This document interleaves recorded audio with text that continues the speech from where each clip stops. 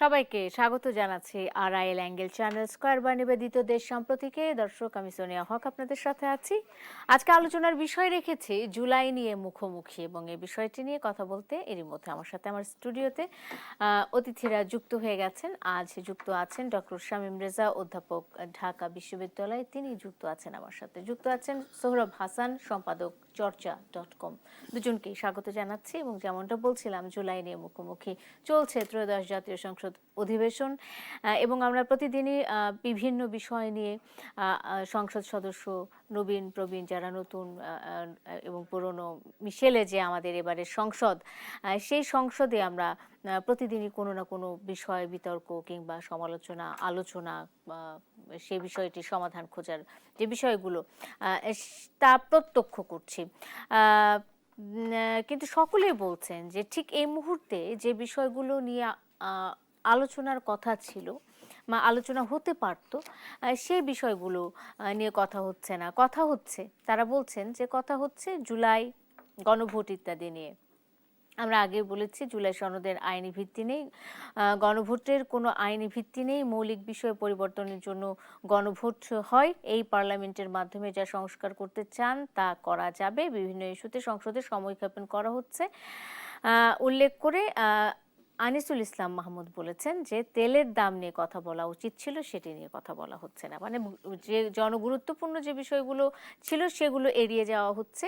একরকমের জুলাই নিয়েই মুখোমুখি বা জুলাই নিয়ে বিতর্ক চলছে। ডক্টর শামীম রেজা, এটি কি আসলে শেষ পর্যন্ত যে জবাবদিহিমূলক একটা সংসদের প্রত্যাশা করেছিলাম আমরা বা প্রতীক্ষায় আমরা ছিলাম, সেই জবাবদিহিমূলক সংসদ, জাতীয় সংসদকে আমরা দেখতে পাচ্ছি কিনা? আপনার কি মনে হয়? আপনার মন্তব্য দিয়ে শুরু করতে চাই ডক্টর শামীম রেজা। হলো যে এই যেটা সংবিধান সংশোধনের যে প্রসঙ্গ তুলেছেন, এর মধ্যে আমাদের প্রিয় সৌরভ ভাই একটা কলমও লিখেছেন এ নিয়ে যে জনগণের মতামত বনাম আইন। সৌরভ ভাই, আমার যদি ভুল না হয়ে থাকে এরকম একটা শিরোনাম।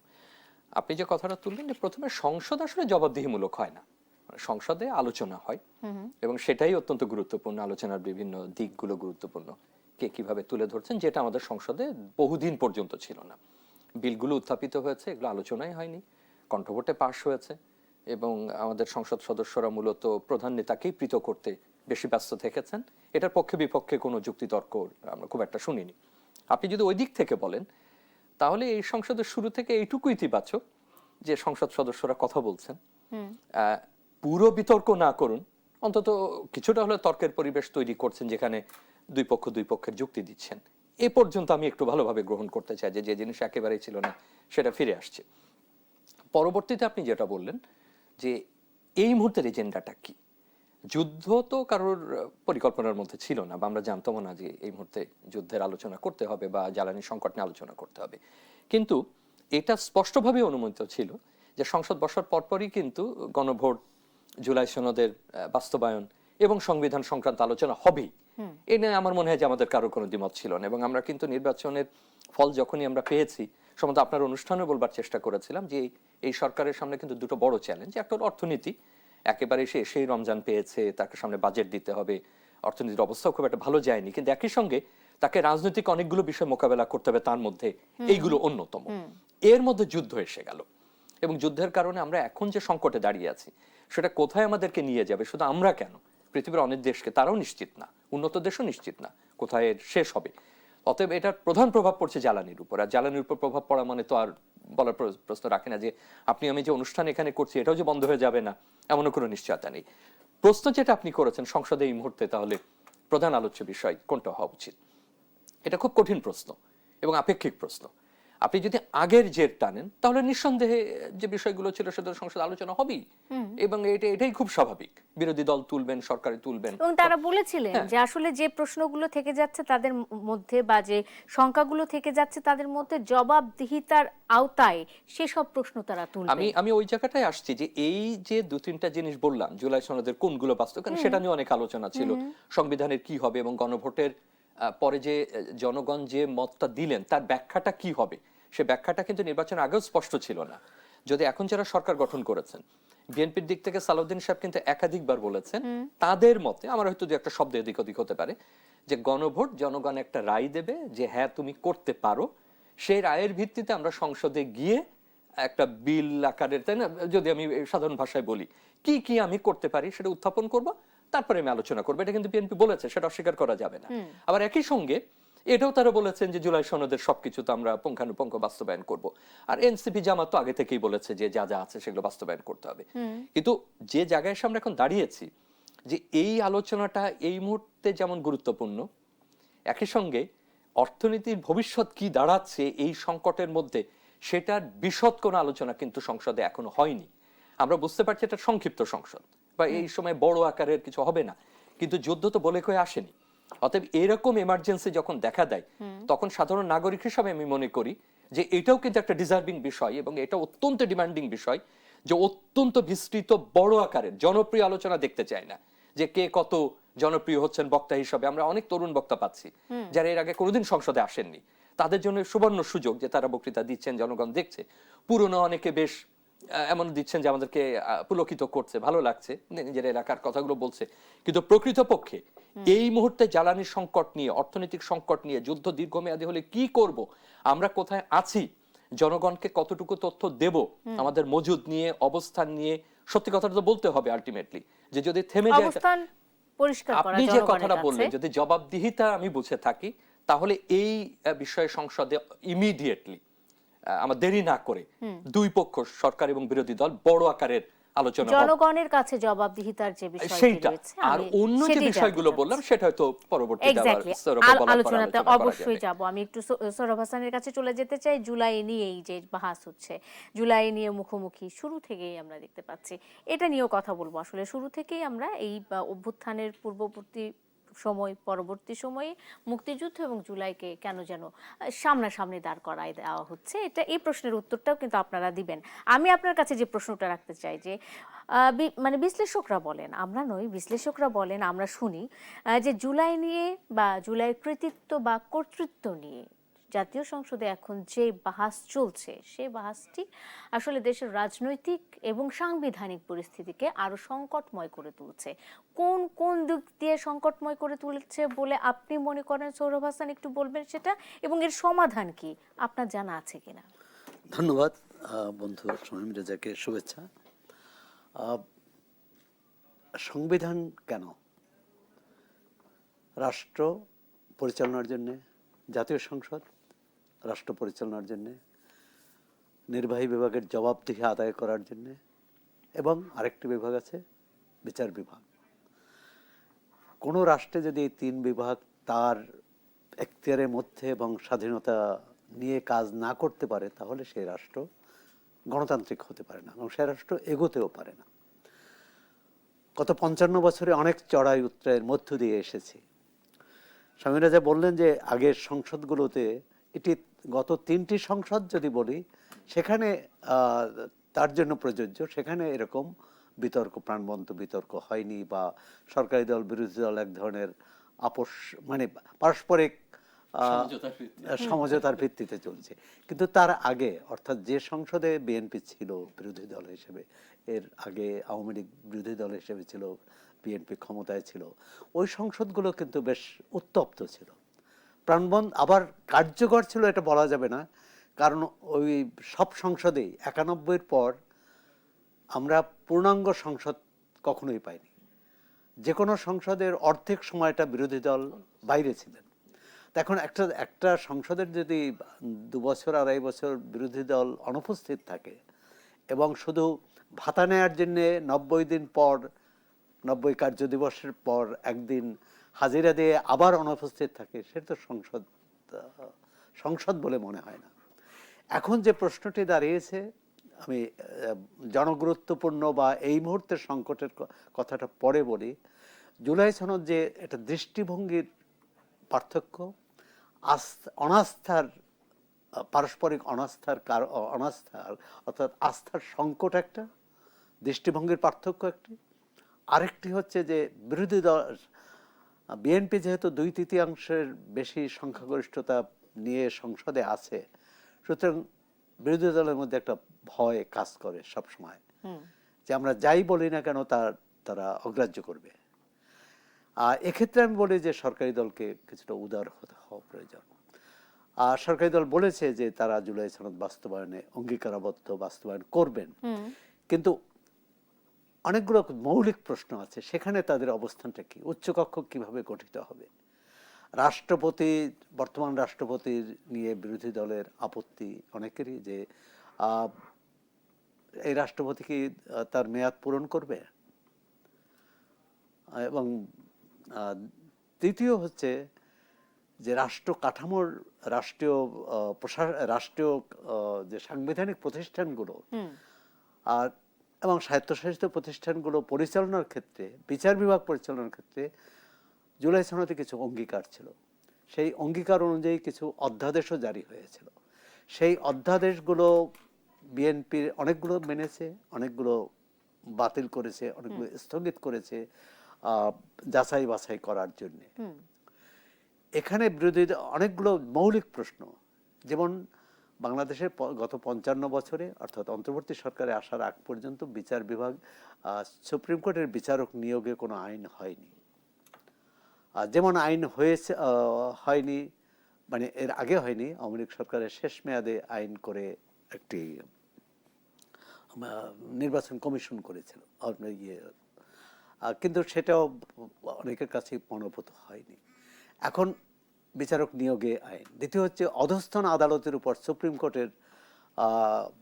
কোর্টের যে কর্তৃত্ব নিয়ন্ত্রণ থাকার কথা সেটি কতটা আছে, না এটি নির্বাহী বিভাগের অর্থাৎ আইন মন্ত্রণালয় এটা পরিচালনা করবেন।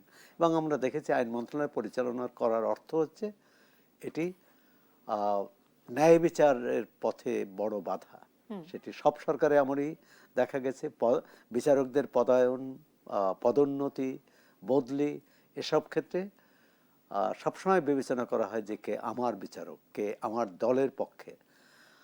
অন্তর্বর্তী সরকার সময় যে জাতীয় ঐকমত্য কমিশন এবং প্রথম সংবিধান সংস্কার কমিশন গঠন করা হয়েছিল, জাতীয় ঐকমত্য কমিশন অনেক গোজামিল দেওয়ার চেষ্টা করেছে।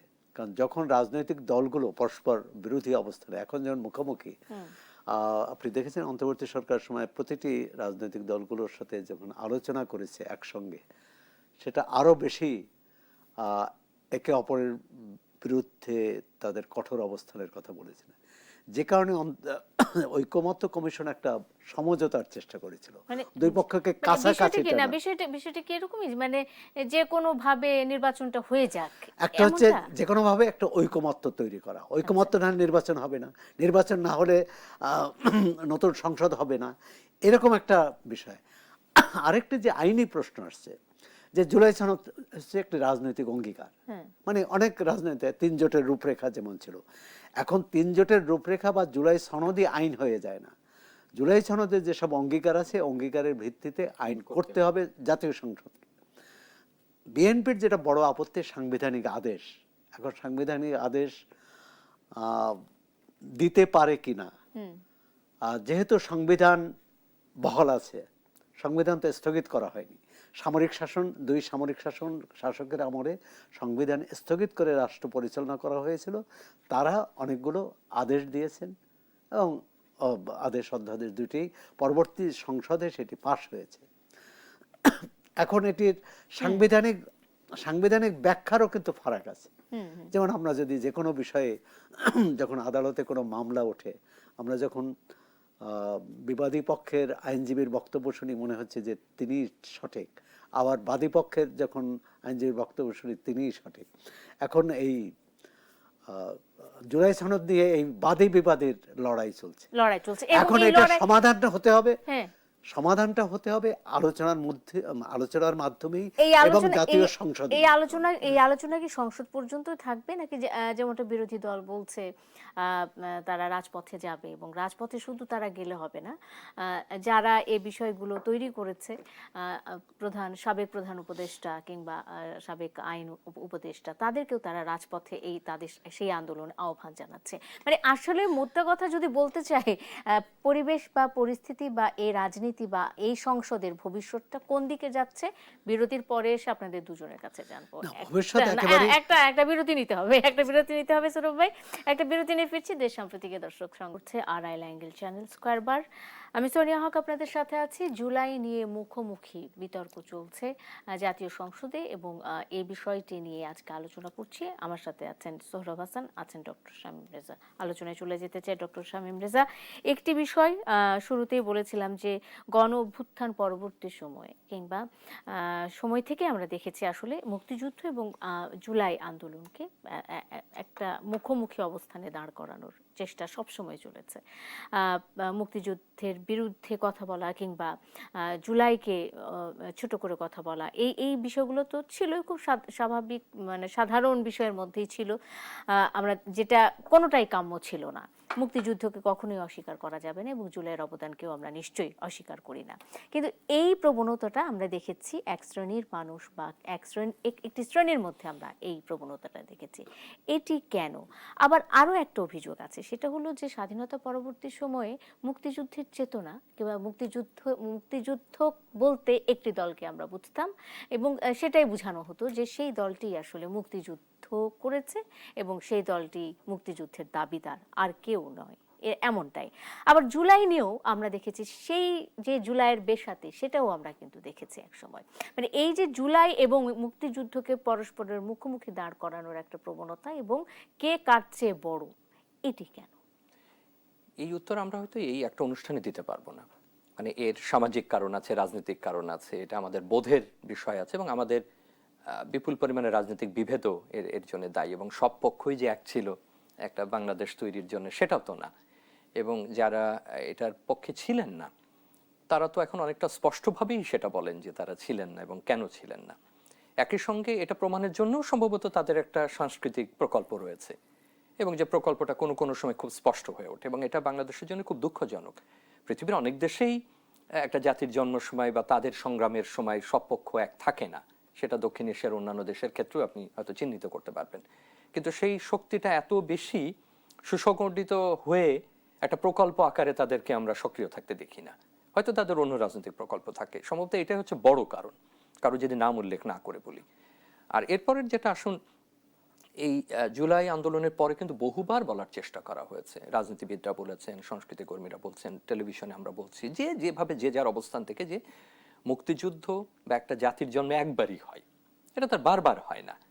এই যে যে দুটো দেশ এখন যুদ্ধে রত আছে, মার্কিন যুক্তরাষ্ট্র এবং ইরান, মার্কিন যুক্তরাষ্ট্র একবারই ওই অর্থ স্বাধীন হয়েছে, জানো স্যার? এরপরে কি তার আন্দোলন সংগ্রাম হয়নি? তার যদি সিভিল রাইটস মুভমেন্টের আপনি ইতিহাস দেখেন, কত মানুষ মারা গেছেন, কত মানুষ নির্যাতিত হয়েছেন এবং দীর্ঘ ইতিহাস, হয়তো আরো 50-100 বছর লাগবে এই ইতিহাস বের হতে। তার দীর্ঘ যে দাসত্বের যে ইতিহাস, তার স্লেভারির যে ইতিহাস, সেটা মর্মান্তিক, হৃদয় বিদারক, এগুলো বর্ণনাতীত। কিন্তু তার স্বাধীনতা যেটা, সেটা কিভাবে কি প্রক্রিয়া অর্জিত হচ্ছে তার চেয়ে বড় কথা একবারই সে স্বাধীন হয়েছে। মাঝের গুলো তাকে শক্তিশালী করেছে, পরীক্ষার মধ্যে ফেলেছে, গৃহযুদ্ধের মধ্যে ফেলেছে, সেখান থেকে বেরিয়ে আসছে। বাংলাদেশ একটা দীর্ঘ প্রক্রিয়া সংগ্রামের একটা প্রান্তে এসে সে একটা জাতিরাষ্ট্র গঠন করেছে। এখন এই ঘটনাগুলো নিয়ে হয়তো বিভিন্ন ব্যক্তির বিভিন্ন ব্যাখ্যা থাকতে পারে, কিন্তু ঘটনা তো ঘটনাই এবং তার সময়কাল আছে, তার পরিসংখ্যান আছেন, তার অবস্থান আছেন। ঠিক আছে, আপনি হয়তো আপনার পর্যবেক্ষণ, আমার পর্যবেক্ষণ, সৌরভের পর্যবেক্ষণ একরকম নাও হতে পারে এবং সমকালে যারা দেখছেন পরবর্তী সময় সে পর্যবেক্ষণের হয়তো ভিন্নতা থাকতে পারে, ব্যাখ্যার ভিন্নতা থাকতে পারে। ঘটনা তো আপনি পাল্টে দিতে পারেন, ইতিহাসকে তো আপনি পাল্টে দিতে পারছেন না। এরকম একটা বিষয় যেটা আপনাকে আজকে একটা জাতি দিয়েছে, একটা দেশ দিয়েছে, একটা সংবিধান দিয়েছে। যেমন এই সুযোগে একটু বলে নি, আমাদের সংসদে এখন খুব, বিশেষ করে সরকারি দল 72-এর সংবিধান যতবার বলছেন ততবার বোধহয় যারা সংবিধান লিখেছিলেন তারাও এতবার 72-এর সংবিধান বলেন। আমি যদি এটাকে এইভাবে বলি যে এটা একটা জাতির সংবিধান, একটা জাতির রাষ্ট্র তৈরি হয়েছে দেখে আপনি সংবিধান লিখতে পেরেছেন এবং সেই সংবিধান আপনার, এটা বিশেষ কোনো কাল বা সময়ের না। হ্যাঁ, নিঃসন্দেহে ওই সময় লেখা হয়েছে, এটা আপনাদের সংবিধান, আমাদের সংবিধান, আমরা স্বাধীনতার মধ্যে দিয়ে এটা অর্জন করেছি। সংবিধানও তো ছুঁড়ে ফেলার কথাও বলা হচ্ছে। সুতরাং এই আপনার এই কথা থেকে আসি যে এটা বারবার কিন্তু সতর্ক করে দেওয়া হয়েছে, বলা হয়েছে যে মুক্তিযুদ্ধ মুক্তিযুদ্ধ, তার সশস্ত্র সংগ্রাম সেটা আর একটা দিক, এটা দীর্ঘ অন্য ধারাবাহিকতার বিষয়। এর পরের যে গুরুত্বপূর্ণ ঘটনাগুলো ঘটেছে সেটা আমাদের কাছে অবশ্যই গুরুত্বপূর্ণ। 90, এখন 90-এর ধরুন মানুষের মৃত্যু তো সংখ্যা দিয়ে আপনি বিবেচনা করবেন না, একটা দীর্ঘ দশকের সংগ্রামের পরে 90-এর একটা ঘটনা ঘটেছে, বাংলাদেশের রাজনীতিতে বড় পরিবর্তন এনেছে সেটাকে। আজকে যে রাজনৈতিক প্রক্রিয়া আপনি আসছেন সেটা আমাদের জন্য গুরুত্বপূর্ণ। আবার 24-এ এসে যে মৃত্যু মানুষের, যে একটা এই পরিস্থিতিতে একটা সভ্য সময় এসে আপনি 1500-এর কাছে মানুষকে আপনি মেরে ফেলছেন, আপনি থামছেন না কোনোভাবে, হাজার হাজার মানুষ হত হয়েছে, মানে এই সংখ্যা, এটা করুণ একটা ইতিহাস আপনার এই একটা স্বাধীন দেশে। সেটাকে তো আমরা অন্য কোনো কিছুর সাথে তুলনা করব না। সেটা তরুণদের আপনি বলবেন যে অসাধারণ আত্মত্যাগ এবং আত্মোৎসর্গ, যেটা তো আমাদের প্রজন্মে আমরা করতে পারিনি বা তার আগের প্রজন্মে করতে পারিনি, যে একটা ভালো পরিবেশের জন্য, গণতন্ত্রের জন্য, নির্বাচনের জন্য, একটা সহিংস অবস্থা থেকে মুক্তির জন্য, কিংবা একটা স্বৈরতন্ত্র থেকে একটা স্বাভাবিক প্রক্রিয়া আসার জন্য আপনাকে কেন এটাকে আপনার মুক্তিযুদ্ধের সঙ্গে মেলাতে হবে? কেন আপনাকে এই যে সর্বশ্রেষ্ঠ আপনার যে অর্জন, এটাও মহত্তম অর্জনের একটা, এবং এটা আমরা চাইনি, আমরা প্রত্যাশা করিনি, কিন্তু এই দুটোকে কি মেলানো আমাদের কাজ, বা মেলানো কি আমাদের কোনো দায়িত্ব, বা মেলানোটা কোনো মহৎ কোনো কাজের মধ্যে পড়ে কিনা, বা মহৎ কোনো প্রকল্পের মধ্যে আপনার পড়ে কিনা? পড়ে না। আপনি 52 থেকে অনুপ্রেরণা নেন, কিন্তু 52 এক ধরনের, পুরো 60-এর দশকের আন্দোলন, যেটা সৌরভ ভাই আমাকে আরো ভালো বলতে পারবেন, সেখানেও মানুষের মৃত্যু ঘটেছে, অনেক বড় বড় রাজনৈতিক পরিবর্তন 71-এ অবদান রেখেছে। আমি কি মেলাবো যে ওই গণঅভ্যুত্থান বড় ছিল না কি 71-এর মুক্তিযুদ্ধ সাথে আমাকে তুলনা করতে হবে? ঘটনার কিন্তু নিঃসন্দেহে জাতি রাষ্ট্র যেটাতে তৈরি হচ্ছে, যার ভিত্তিতে আপনি একটা স্বাধীন দেশ পেয়েছেন, আজকে সংবিধান নিয়ে আলোচনা করতে পারছেন, দেশের সীমারেখা নিয়ে কথা বলতে পারছেন, তার সঙ্গে আপনি কিভাবে অন্যান্য বিষয়গুলোকে তুলনায় আনেন? তার মানে কি এই যে 24 আমাদের কাছে অগুরুত্বপূর্ণ? 24-এর আন্দোলনের কারণে আজকে এই আলোচনা করতে পারছেন, সংবিধানের সংস্কার নিয়ে কথা বলতে পারছেন, মানুষের মুক্তির জন্য কথা বলছেন, একটা স্বাধীন রাষ্ট্রে গুম খুনের বিরুদ্ধে আপনি কথা বলতে পারছেন, মানবাধিকারকে নতুন করে চেনার কথা আপনি বলতে পারছেন, আপনি বলতে পারছেন যে দুদককে ঠিক করতে হবে, আপনি বলতে পারছেন এই বিষয়গুলোকে ঠিক করতে হবে। এটা আপনি, আমি বা সৌরভ ভাইরা বললেও আমরা পারিনি, আমরা বড় আকারের এই পুশটা আমরা করতে পারিনি, কিন্তু সেটা করার জন্য আমাদের এতগুলো মানুষের মৃত্যু ঘটেছে, এত জনের মৃত্যু ঘটেছে, এত হতাহত আমাদের হতে হয়েছে। আমার তো তুলনা করবার প্রয়োজন নেই। এখন আপনি যে প্রশ্ন করেছেন কেন করে, তার একটা কিছুটা আপনি বলেছেন। একটা হচ্ছে যে আমরা এক রৈখিক একটা ব্যাখ্যা দিয়েছি মুক্তিযুদ্ধের, যে ব্যাখ্যায় আমরা অসংখ্য গুরুত্বপূর্ণ চরিত্রগুলোকে অন্ধকারে রেখেছি। আমরা দীর্ঘ সময় কোনোদিন আলোচনা করেছি কিনা যে আমাদের একটা সরকার ছিল 71 সালে, আমরা যে নামেই তাকে ডাকি, প্রবাসী সরকার বলি বা যেখানে সরকার বলি, তার কোনো কুশীলব সম্পর্কে আমরা কোনোদিন আলোচনা করিনি। যেন বাংলাদেশের এই মুক্তিযুদ্ধ সংগঠনের জন্য সশস্ত্র বাহিনীকে আমাদের প্রস্তুত করতে হয়নি, আমাদের সশস্ত্র যুদ্ধ করতে হয়নি, যেন আমাদেরকে কৌশলগতভাবে এগোতে হয়নি, আমাদের কূটনীতি করতে হয়নি, আমাদের কোনো কিছু করতে হয়নি, কোনো কিছু পরিচালনা করতে হয়নি। ওয়ান ফাইন ইন মর্নিং আমরা এসে দেখলাম যে আমরা সবাই স্বাধীন হয়ে গেছি। আমি হয়তো পরের প্রজন্ম হিসেবে এটা বেশি বলছি, আপনি তাদের সম্পর্কে বলেনি, আপনি সেক্টর কমান্ডারদের সম্পর্কে উল্লেখ করেননি, সেখানে তাদের আমাদের সেনাপতিদের সম্পর্কে বলেনি, কারো কারো সম্পর্কে অত্যন্ত আপত্তিজনক মন্তব্য করেছেন। হতে পারে, আপনি ইতিহাস বিশ্লেষণ করুন, কে কতটুকু ভূমিকা রেখেছেন, কে কি ধরনের সম্মুখ যুদ্ধে ছিলেন না কৌশলগত যুদ্ধে ছিলেন, আপনি এমন শব্দে তাদেরকে চিহ্নিত করেছেন যেটা খুব অস্বস্তিকর পাবলিক স্পেসে এটা নিয়ে আলোচনা করা বা জনপরিসরে আলোচনা করা। মোট কথা, এটা এক রৈখিক ইতিহাস কোনদিন টেকেন। আমরা বহুবার বলেছি যে 47-এর ভাগ নিয়েও ভারত এবং পাকিস্তান দুই রাষ্ট্র রকম একরক্ষিক বর্ণনা দিয়েছেন, ঠিক আছে, সেটা টেকেনি। আবার নতুন করে আপনাকে বিকল্প ইতিহাস সেখানে অনুসন্ধান করতে হয়েছে। বহু দেশ এইভাবে চেষ্টা করেছে, উদাহরণ প্রচুর দিতে পারবেন।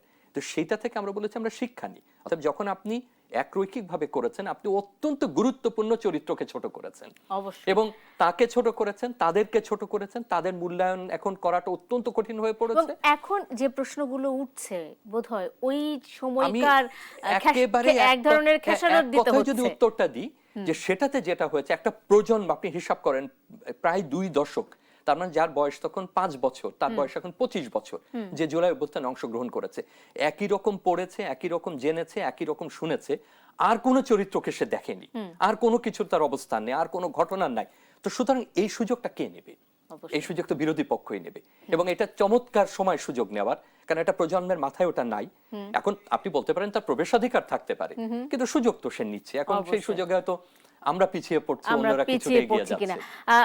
আমি বিরতির পরে এসে আরো প্রশ্নের জবাব নিব সোহরাব হাসানের কাছে। এই অংশে একটা ছোট বিরতির সময় হয়ে গেছে, দর্শক একটা বিরতি নিচ্ছি, বিরতি নিয়ে ফিরছি, সঙ্গে থাকুন দেশ সম্প্রতিকার।